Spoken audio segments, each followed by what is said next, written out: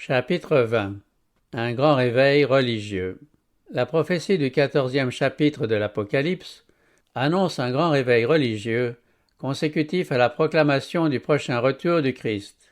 Il y est question d'un ange qui volait par le milieu du ciel, ayant un évangile éternel pour l'annoncer aux habitants de la terre, à toute nation, à toute tribu, à toute langue et à tout peuple.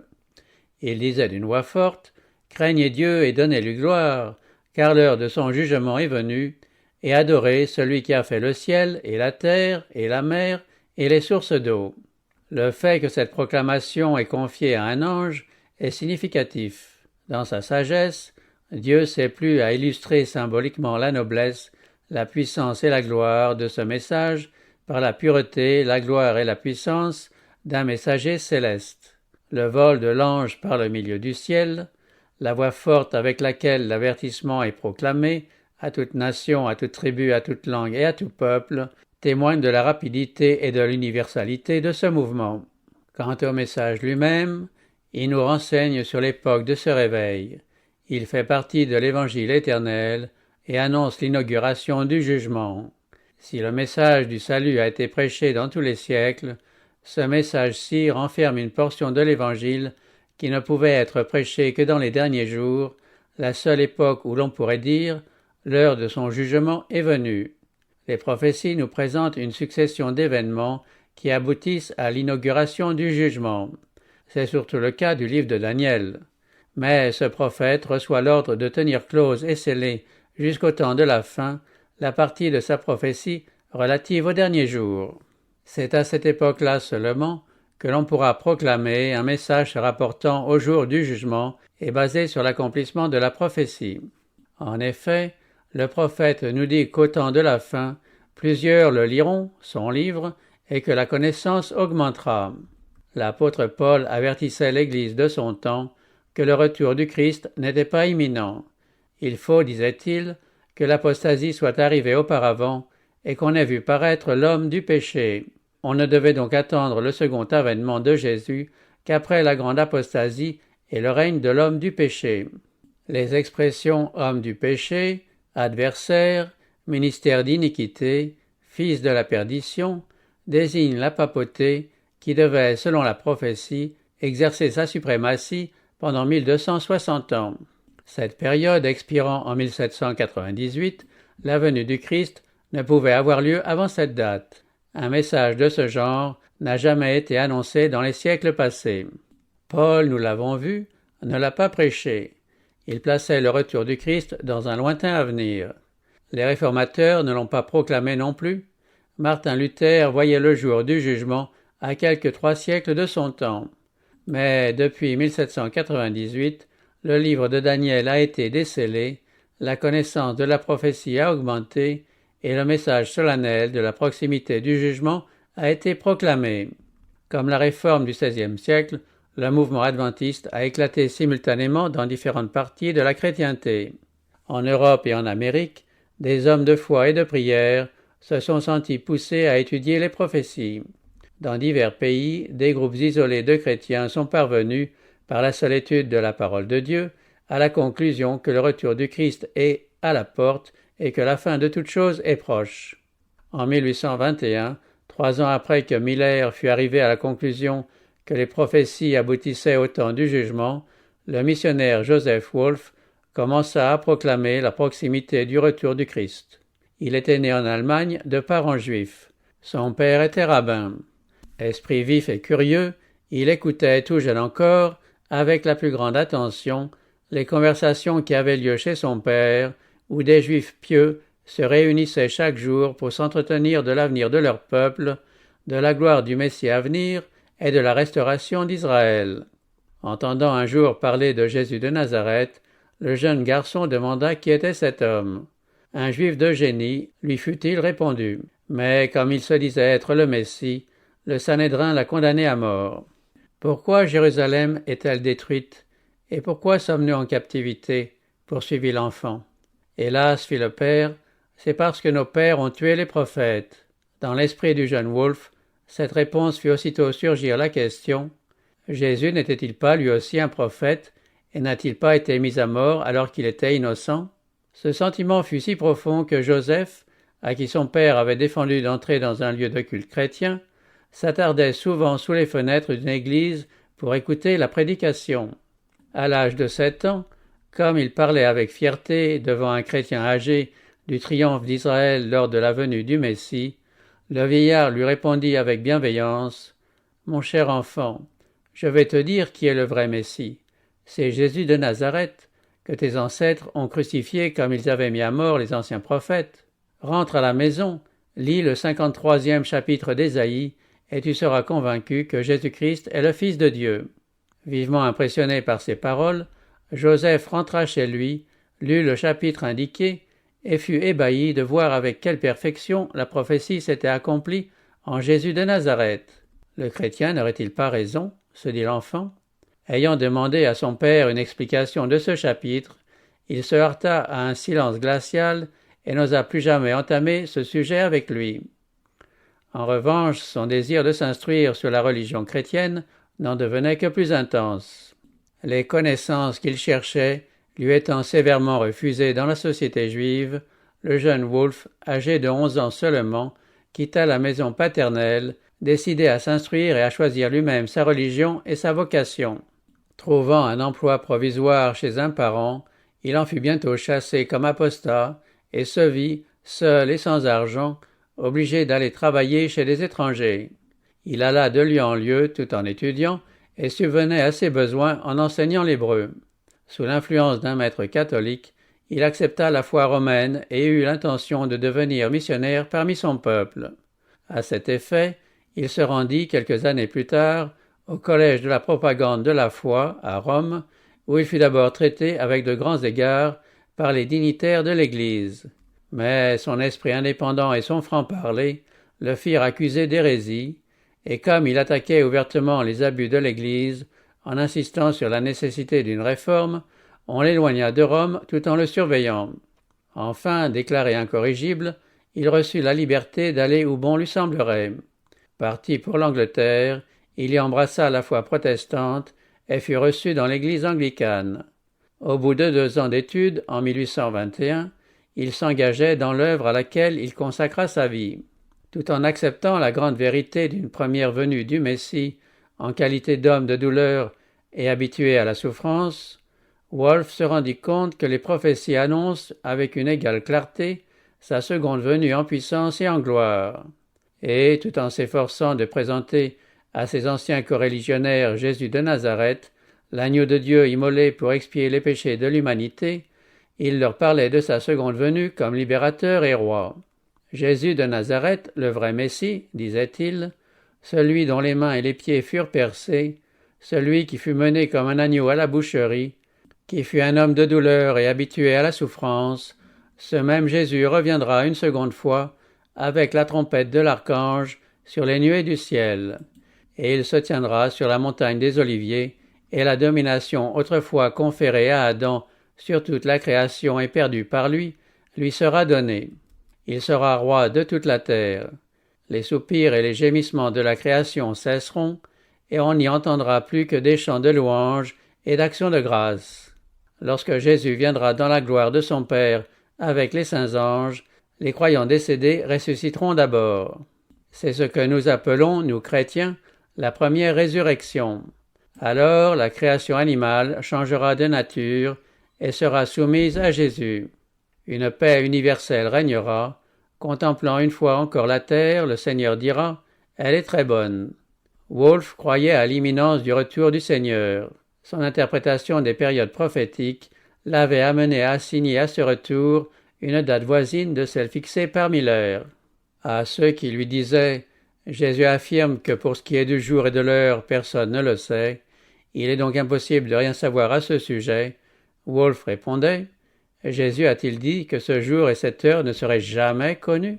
Ne nous a-t-il pas donné des signes des temps pour nous faire connaître tout au moins l'approche de cette venue, de même que l'on connaît l'approche de l'été quand les arbres se couvrent de feuilles?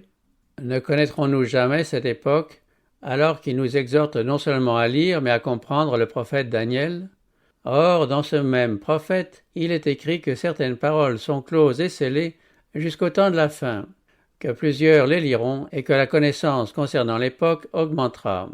En outre, Jésus ne veut pas dire qu'on ne connaîtra pas l'approche de cette époque, mais seulement le jour et l'heure exacte, et il ajoute que nous en saurons assez pour nous y préparer, comme autrefois Noé prépara son arche en vue du déluge.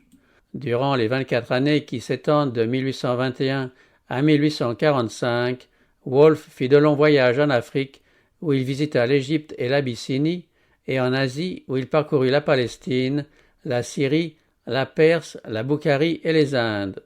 Il visita l'île Sainte-Hélène, puis il partit pour les États-Unis. Débarqué à New York en août 1837, il prêcha dans cette ville, ainsi qu'à Philadelphie et à Baltimore, et arriva enfin à Washington. Ici, écrit-il, dans une des séances du Congrès sur la motion de l'ex-président John Quincy Adams, la salle du Congrès me fut concédée à l'unanimité pour une conférence que je fis un samedi. Je fus honoré de la présence de tous les membres du Congrès, de l'évêque anglican de la Virginie, des membres du clergé et de bon nombre de citoyens de Washington.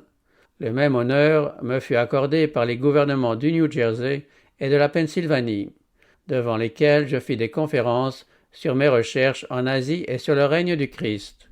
Au cours de ces longs voyages, sans jamais recourir à la protection d'aucune puissance européenne, Wolfe avait parcouru les contrées les plus barbares, endurant toutes sortes de souffrances et exposé aux plus grands périls. Il fut battu, détroussé par des voleurs, vendu comme esclave et 3 fois condamné à mort. Il faillit parfois mourir de faim et de soif. Un jour, dépouillé de tout, il fut réduit à parcourir des centaines de kilomètres à pied dans les montagnes, fouetté par la neige, le visage et les pieds nus engourdis au contact du sol gelé. Quand on lui conseillait de ne pas voyager sans armes parmi des tribus sauvages et hostiles, il déclarait que ses armes étaient la prière, le zèle pour Jésus-Christ et la confiance en son secours. Revêtu de l'amour de Dieu et du prochain, disait-il, je tiens en main l'épée de la parole de Dieu. Il avait toujours sur lui un exemplaire des Saintes Écritures en anglais et un en hébreu. À propos de l'un de ses derniers voyages, il écrit « J'avais toujours la Bible ouverte, persuadé que ma puissance résidait dans ce livre et que cette puissance me soutiendrait. » Wolfe persévéra ainsi dans ses travaux jusqu'à ce que le message du jugement eût retenti dans une grande partie du monde. Il distribua la parole de Dieu parmi les Juifs, les Turcs, les Parsis, les Hindous et nombre d'autres peuples, proclamant partout l'approche du règne du Messie. Dans ses voyages en Boukharie, il trouva la doctrine du prochain retour du Seigneur au sein d'une peuplade isolée.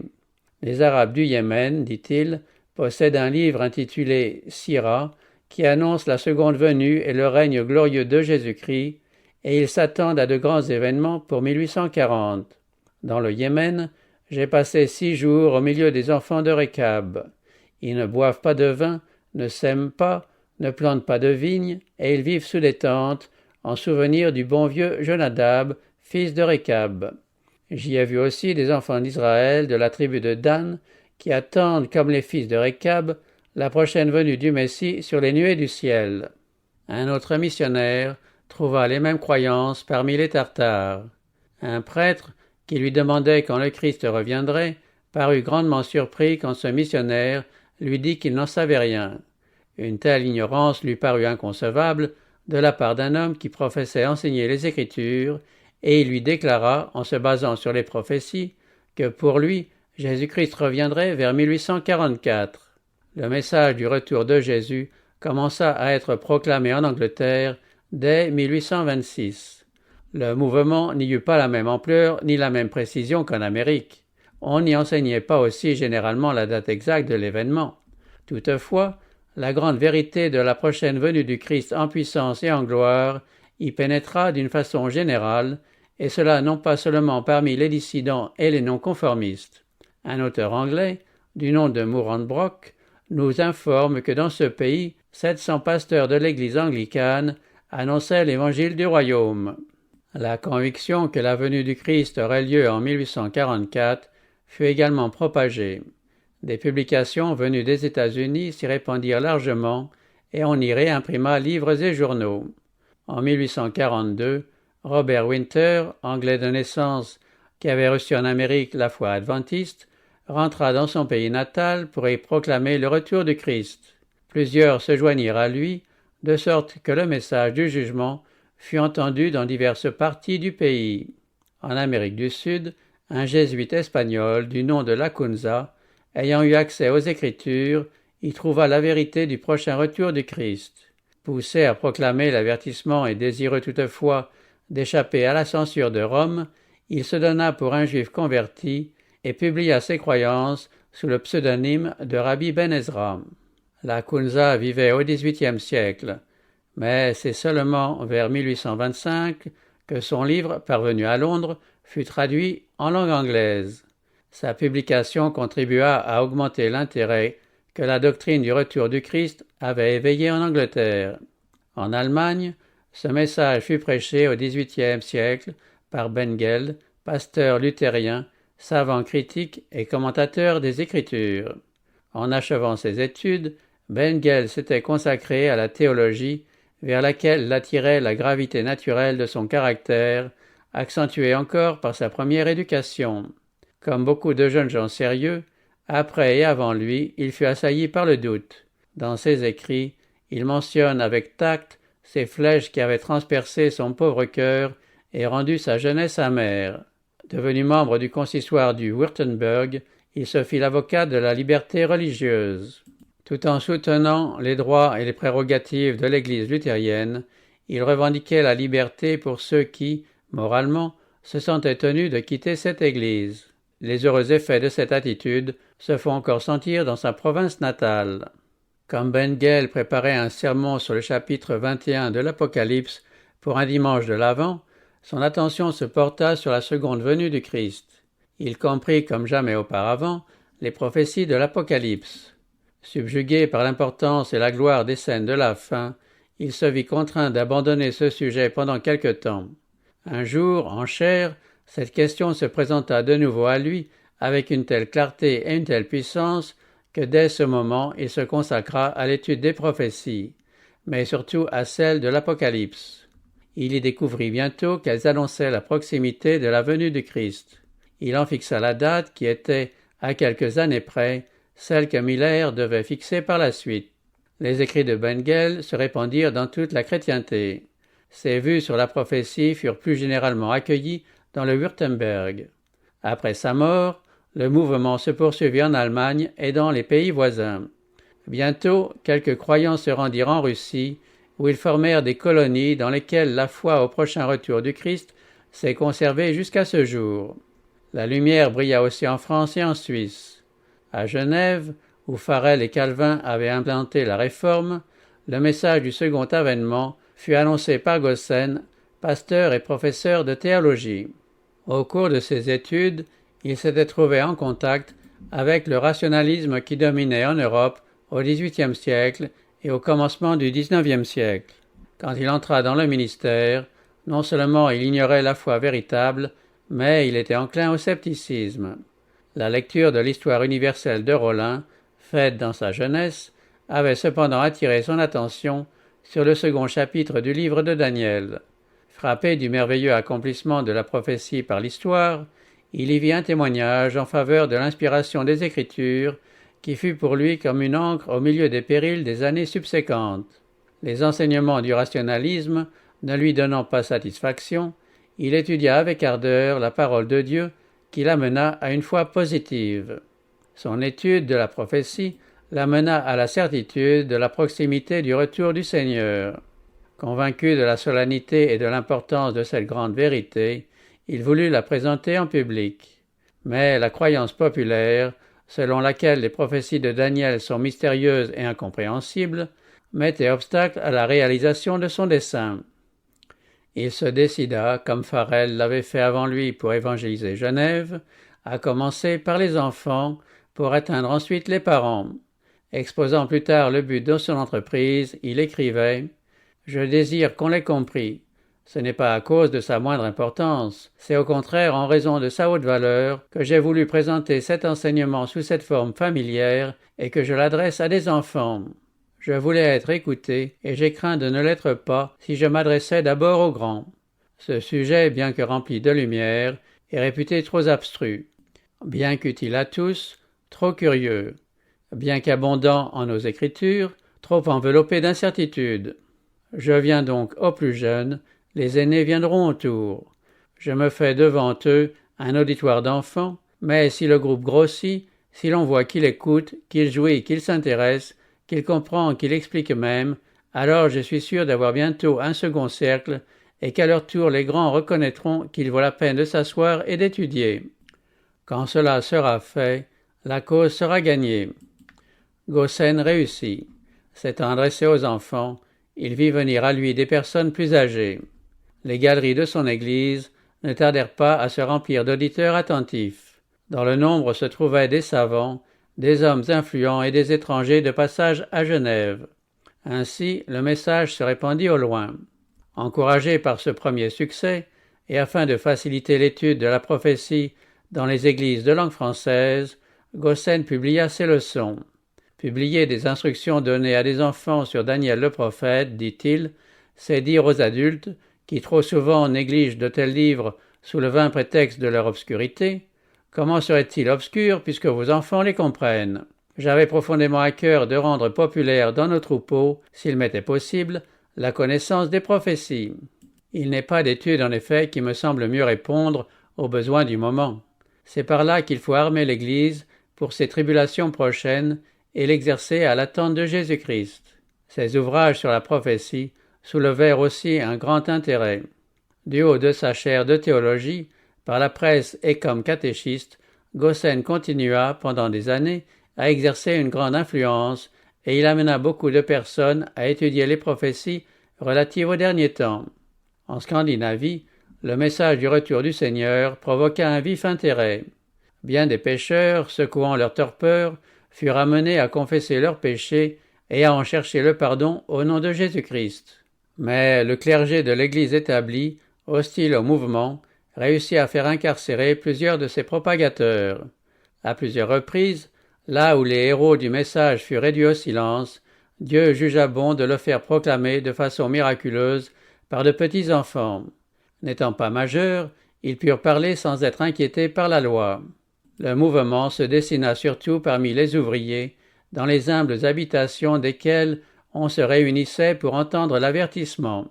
Les enfants prédicateurs appartenaient eux-mêmes, pour la plupart, à des familles pauvres. Certains d'entre eux n'avaient pas plus de 6 à 8 ans, et bien que leur vie témoignât de leur amour pour le Sauveur, ils n'étaient pas plus doués que les autres enfants de leur âge. Mais dès qu'ils parlaient en public, il était évident qu'un pouvoir supérieur s'emparait d'eux. Le ton de leur voix et leur attitude changeaient subitement, et ils faisaient entendre l'avertissement du jugement avec solennité et puissance.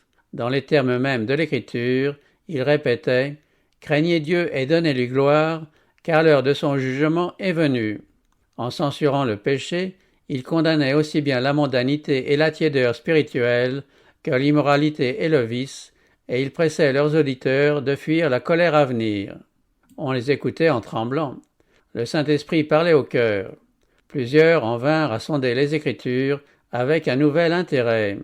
Les intempérants et les libertins se réformaient, les cupides abandonnaient leurs pratiques malhonnêtes. Il se fit une œuvre si puissante que même des pasteurs de l'Église établie durent y reconnaître la main de Dieu.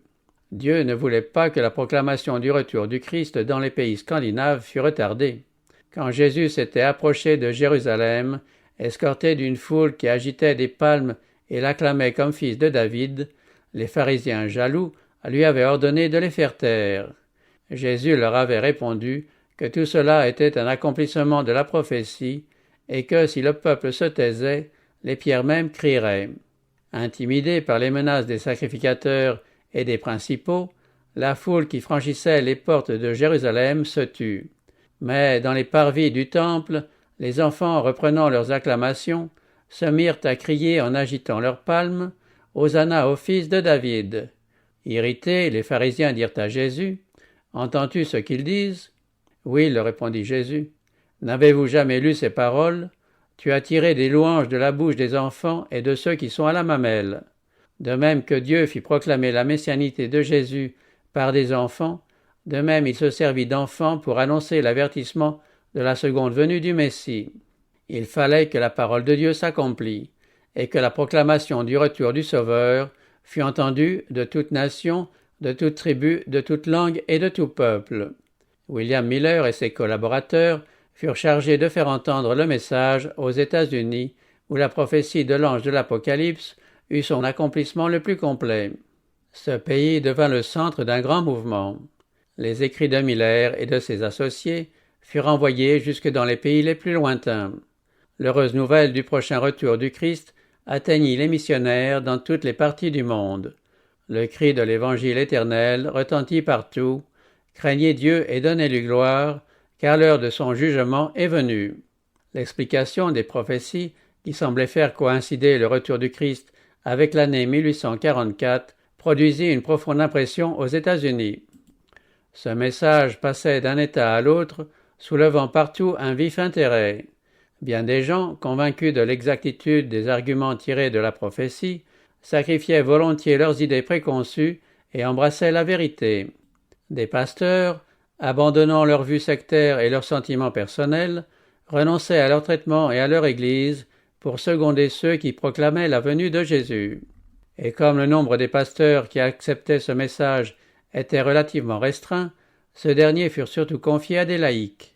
Des fermiers quittaient leurs champs, des artisans leurs outils, des négociants leurs marchandises et des hommes de carrière libérale leur profession. Mais le nombre de ces ouvriers restait bien insuffisant. La condition d'une Église refroidie et d'un monde plongé dans les ténèbres pesait lourdement sur le cœur des véritables sentinelles. Aussi endurait-elle la fatigue et les privations pour appeler les hommes à la conversion et au salut. En dépit de l'opposition de Satan, l'œuvre du Seigneur progressait rapidement et des milliers d'âmes acceptaient la bonne nouvelle du retour du Christ. Partout, mondains et membres d'Église étaient instamment exhortés à fuir la colère à venir. Comme Jean-Baptiste, le précurseur, les prédicateurs mettaient la cognée à la racine des arbres et invitaient chacun à produire des fruits dignes de la repentance. Leurs appels solennels offraient un contraste frappant avec les paroles de paix et de sûreté qui retentissaient du haut des chaires populaires. Aussi, partout où il était prêché, leur message remuait les cœurs. Le témoignage simple, direct et convaincant des Écritures, accompagné de la puissance du Saint-Esprit, était irrésistible. Des chrétiens de nom, sortant de leur fausse sécurité, confessaient leur tiédeur, leur mondanité, leur incrédulité, leur orgueil et leur égoïsme. Ils demandaient avec larmes « Que faut-il que je fasse pour être sauvé ?» Un grand nombre se donnait à Dieu, changeaient de vie et vouaient désormais aux choses célestes des affections qu'ils avaient auparavant réservées à celles de la terre. Animés de l'Esprit de Dieu et le cœur ému, ils joignaient leur voix à cette proclamation « Craignez Dieu et donnez-lui gloire, car l'heure de son jugement est venue. » Ceux qui avaient causé quelque tort à leur prochain avaient hâte de le réparer. Tous ceux qui avaient trouvé la paix souhaitaient la faire connaître à d'autres. Les parents demandaient à Dieu la conversion de leurs enfants.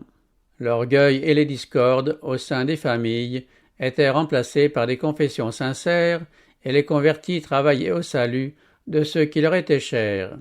Des prières ferventes montaient vers le ciel. Partout on trouvait des âmes angoissées qui plaidaient avec Dieu. Plusieurs passaient des nuits entières en prière pour obtenir l'assurance du pardon de leurs péchés ou la conversion de leurs proches ou de leurs voisins. Le nombre des croyants augmentait chaque jour. Riches et pauvres, grands et petits, accouraient aux réunions adventistes et se montraient avides, pour des raisons diverses, d'entendre annoncer le retour du Christ. Dieu tenait en échec l'esprit d'opposition. Parfois, les instruments dont il se servait étaient faibles, mais son esprit rendait la vérité puissante. Dans ces assemblées, où des foules recueillies écoutaient au milieu d'un silence impressionnant les preuves du retour prochain du Christ, la présence des anges se faisait sentir. Le ciel et la terre semblaient se rapprocher, et la puissance de Dieu reposait sur tous, jeunes et vieux. Les gens rentraient chez eux les louanges de Dieu sur les lèvres, faisant vibrer de leurs chants le silence de la nuit. Aucun témoin de ces scènes ne pourra jamais les oublier. La proclamation d'une date précise pour le retour du Christ déchaîna dans toutes les classes de la société une violente opposition, à laquelle prit part tant le pasteur du haut de sa chair que le plus vil des pécheurs. Alors s'accomplit cette prophétie. Dans les derniers jours, il viendra des moqueurs avec leurs railleries, marchant selon leur propre convoitise et disant « Où est la promesse de son avènement ?» Car depuis que les pères sont morts, tout demeure comme dès le commencement de la création. Plusieurs qui professaient aimer le Sauveur déclaraient ne rien avoir contre la doctrine du retour du Christ et ne s'opposaient qu'à la fixation d'une date précise.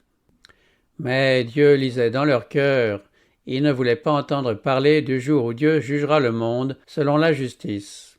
Ils étaient des serviteurs infidèles, dont les œuvres ne supportaient pas le regard scrutateur du Dieu qui voit tout, et ils redoutaient de comparaître devant lui.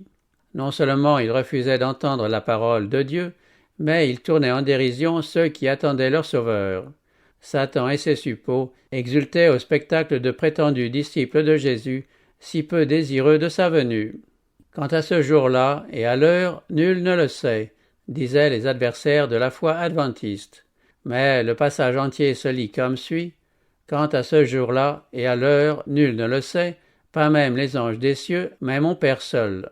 Ceux qui attendaient le retour du Christ en donnaient une explication claire, d'accord avec le contexte, et montraient que leurs adversaires tordaient les Écritures.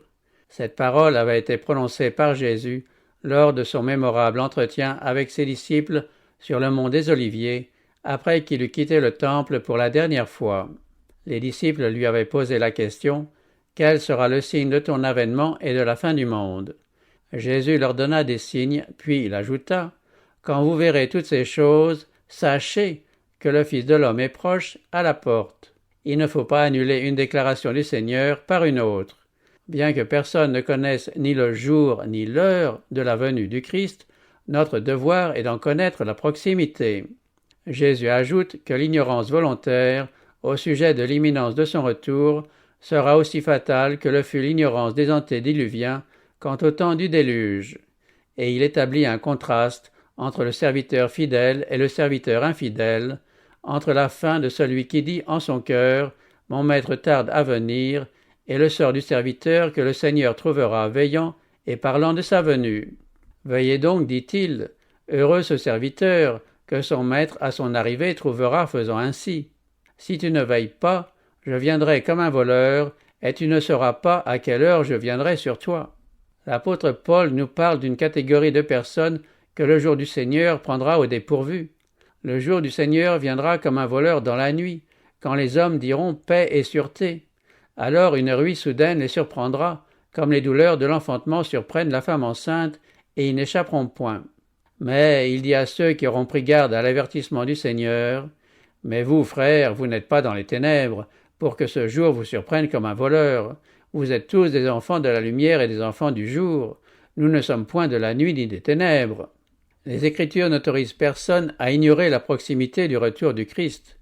Mais ceux qui cherchaient un prétexte pour rejeter la vérité fermaient l'oreille à ces explications, et les moqueurs, parmi lesquels de soi-disant ministres de Jésus-Christ, continuaient à répéter « On ne peut savoir ni le jour ni l'heure ». Dès que les gens commençaient à sortir de leur engourdissement spirituel et à s'enquérir de la voie du salut, les conducteurs religieux se plaçaient entre eux et la vérité, s'efforçant de calmer leurs craintes en tordant la parole de Dieu. Des sentinelles infidèles unissaient leurs efforts à ceux du grand séducteur en criant « Paix, paix », contrairement à l'avertissement divin. À l'exemple des pharisiens, plusieurs refusaient d'entrer dans le royaume des cieux et enfermaient l'accès aux autres. Dieu leur redemandera le sang de ces âmes.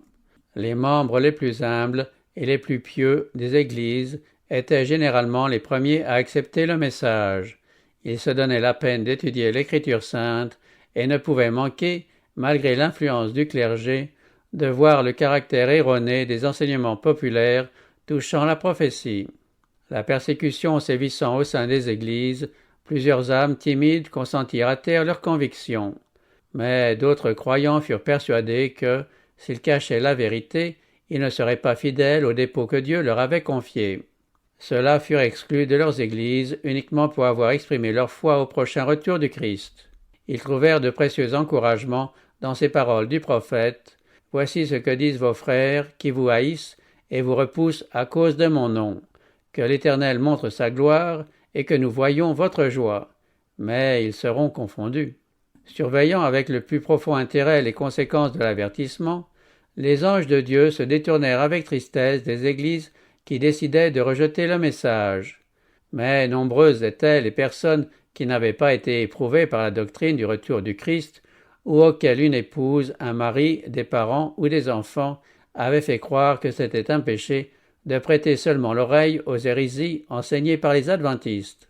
Des anges reçurent l'ordre de veiller avec soin sur ces âmes, car une lumière nouvelle venant du trône de Dieu allait briller sur leur sentier.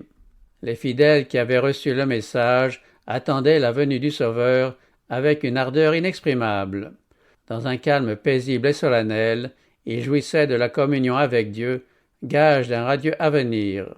Ceux qui ont goûté cette espérance et cette assurance n'oublieront jamais la douceur infinie de ces heures d'attente. Quelques semaines avant le temps fixé, ils abandonnèrent en grande partie leurs occupations temporelles. Ils scrutaient les pensées et les émotions de leur cœur avec le même soin que s'ils avaient été sur leur lit de mort. Aucun d'eux, contrairement à ce dont on les accusa, ne songeait à se confectionner des robes d'ascension. En revanche, tous éprouvaient le besoin d'une préparation intérieure pour aller à la rencontre du Sauveur. Leur robe blanche, c'était la pureté de leur âme et leur vie libérée du péché par le sang expiatoire de Jésus-Christ. Plût à Dieu que ceux qui, aujourd'hui, professent être le peuple de Dieu, aient toujours les mêmes dispositions à l'introspection, la même ferveur, la même foi. S'ils s'humiliaient ainsi devant le Seigneur et faisaient monter leurs supplications devant le propitiatoire, ils jouiraient d'une vie intérieure infiniment plus féconde et plus riche. La prière, la vraie conviction du péché et la foi vivante sont trop rares. Voilà pourquoi beaucoup se trouvent privés de la grâce abondante que le Sauveur tient en réserve pour eux. Dieu avait voulu éprouver son peuple. Sa main avait couvert une erreur dans le calcul des périodes prophétiques. Elle ne fut pas plus remarquée par les adventistes que par leurs savants adversaires. Ces derniers disaient « Votre calcul des périodes prophétiques est exact. Un grand événement doit se produire, mais ce n'est pas ce que Miller annonce. C'est la conversion du monde et non pas le retour du Christ. » La date passa, et Jésus-Christ ne vint pas apporter la délivrance aux fidèles qui, débordant de foi et d'amour, l'attendaient. Le désappointement fut amer, mais les desseins de Dieu s'accomplissaient. Les sentiments de ceux qui n'avaient pas eu de mobile plus noble que la crainte avaient été révélés.